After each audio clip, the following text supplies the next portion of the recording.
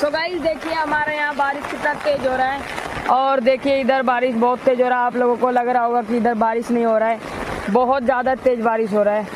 आज तो 1 घंटे से बारिश दे रहा है, इतना ही बारिश पे अटका हुआ है भाई, 1 सेकंड भी कम नहीं हुआ। बारिश बहुत तेज बारिश दे रहा है। आप लोगों को लग रहा होगा, मैंने दोबारा भी बता दिया कि लग रहा होगा कि आपको बहुत स्लो बारिश दे रहा है, पर बहुत ज़्यादा तेज बारिश है।